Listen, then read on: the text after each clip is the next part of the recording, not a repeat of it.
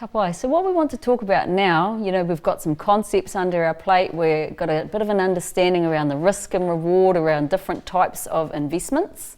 Now it's about understanding the advisor landscape, because there's so many different types of advisors that sit in this space, and understanding the role of each is quite important. Most will be familiar with an accountant because their marae will have an accountant. The role of the accountant at the moment for marae is mostly around getting their financial statements done for the year, maybe doing their GST, so helping prepare financial statements. Accountants also help people who are running businesses to improve the businesses that they have, buy new businesses, sell businesses. That's kind of the role of the accountant, to provide that strategic advice for a business. But accountants don't provide investment advice. So they're not going to tell you what you should invest in and what you shouldn't. They will help provide information that you might make your decision on, or you might seek advice from others that they then support you through that. But they're not the ones who are going to say you should invest in X. The people who help you do that are what we call financial advisors. Now, at the moment, under current legislation, they're referred to as authorised financial advisors, and that's going to change in April. So they're the people who will sit down with you, and when I talk about the experts, it's people like this.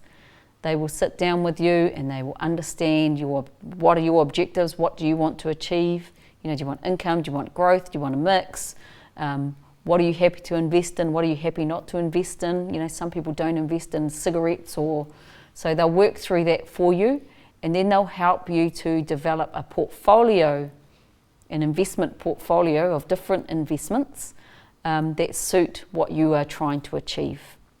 So they'll help you on the advice side. But then if you want to buy shares, on the share market, then you have to go through a share broker. Now, your financial advisor probably has that kind of relationship. So they could go, when you go with a share broker, sometimes they're called a stockbroker. So they're the ones who go and buy and sell shares on your behalf on the stock market. Then there's also what is called fund managers. So instead of investing in shares directly, you invest in these, what they call funds, and there's lots of different types of funds. And and then what you get is a share in a range of shares within that fund. So those are the 4 types of relevant investors here. And the example I've seen is, if you want some mahi raranga done, you go to rāranga tohunga, you don't go to a whakairo one.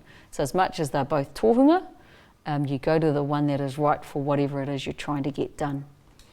And so in this case, it's going to be the financial advisors would be really where you want to go. And you might get to them through your accountant. They may have a network.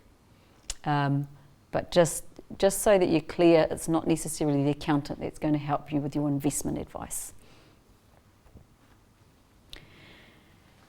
Now, this is a hard space, okay? We need to be able to compare who's performing and who's not, and it's not easy. So we've got a couple of references for you, and there's different tools that can help you to compare performance. The important thing is to make sure that you're comparing apples with apples. Because you can have, let's say there were 2 funds, and one is what they call a balanced fund, and one is a growth fund. And the growth fund might look like it has got better performance than the balanced fund, but that's because it's taken on more risk. So you want to make sure you're comparing apples with apples, because otherwise you could make wrong decisions if you're not comparing like for like. There's some areas that you can go to help grow your own knowledge. And so we've got Sorted New Zealand. You have the Money Hub. Interest.co.nz helps you compare what mortgage rates are, what term deposit rates are, lots of different things like that. So you've got that. And then you have Morningstar. Morningstar reviews the performance of different fund managers.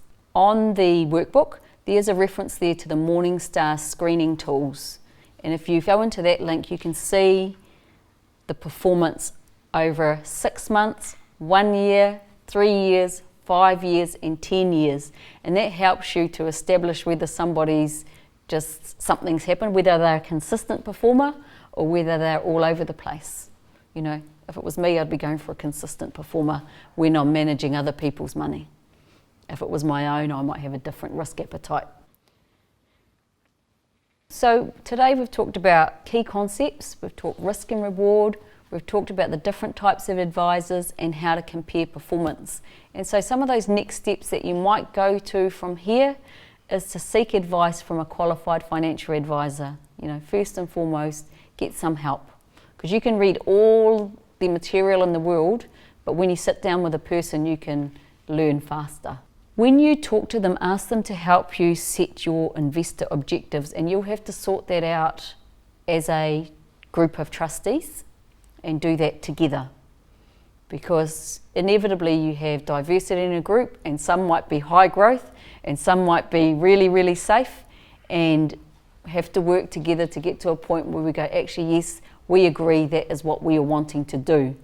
Once you've done that, then getting your investment advisor to work with you, and you start thinking about how much time, what kind of risk, what mix of assets, you know, what else do you want to achieve? What's the work plan on your horizon that you're going to need to think about when you can get money? Ask your advisor to help you build your risk profile, which will be part of getting your trustees all on the same page.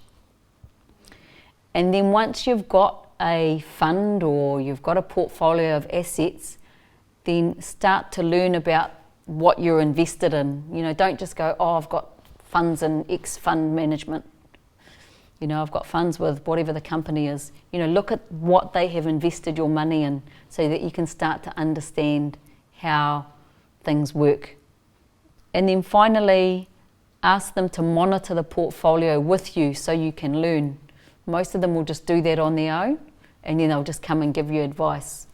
So I think those are the things that help us build our capability, and over time we'll be more empowered to ask better questions of our advisors, because if we don't have any baseline understanding, it's hard to ask the good questions of our advisors. All right, any final pātai? Thank you, Missy. That's been a really good presentation. My pātai is, how do you bring your marae whānau on the journey when the trustees are looking at investing pūtea, given that not everyone is on the same page in terms of looking at the marae as a business? Yeah. I think it's important that we all collectively learn together, because when we have a shared experience, it's much easier to get everybody on the same page if we've all heard everything at the same time. You know, you could have people listening to the same people at different times and you won't have the same impact. So I think it's important for everybody to have the opportunity to learn together. Kia ora, Missy. My marae have been very, very precious around special marae grants. There's always been an assumption there that they must be held and saved and untouched. So we know that the grant is charitable. Does that mean that we can't earn money from it? No, you have to earn money from it if you're charitable, because you've got to generate income to sustain your operation, whatever that operation is. So the restriction comes in how you spend and what you apply those funds to. And you know, you can reinvest subject to your trust deed. Reinvestment is usually a power that trustees have in the deed, so they can reinvest if that's in their deed. Ka pai. Kia ora, Missy, just a quick pātai. When you talk about long-term investment, as Māori, our perspective of long-term is often different. What's the kind of financial world's view of long-term? Oh, their vision of long-term might be like 5 years. It's short relative to ours, but I think we determine what it is for us, and then that becomes our investment window. There was just one question that came through before, and it was, you know, it wasn't really associated with investment, but it was about the management at the marae level, because, you know, there have been instances where, you know, pūtea's not been managed properly, and so the important thing there is to make sure that you get, like, it's kind of like what we call an internal control review. So how are we managing that money flow process so that we minimise the risk of anything that shouldn't happen happening? And so that's just, you know, who can sign off? How many people need to be involved? You know, what kind of, they call it delegation, but what authority do they have? Does it have to be passed at a meeting before it can be actioned? What reporting do you get so that you can pick it up within the month, not 3 years later? So there's that kind of, I don't know how else to describe it, but, you know, how do we control, you know, first what happens before we spend, and what happens after? So that's probably the answer to that question around the management and control. What happens before, how it actually gets affected, any spend, and how we monitor what's happened afterwards. Oh well, whānau, look, that's been an awesome day for me. I hope you've been able to get a lot out of it. Be sure to keep an eye on the website because there's some videos that are related to what we've talked about today, and they'll be continually updated over time. So all the best with you and your whānau as you help them move forward on this journey for us and for the generations yet to come. Kia ora.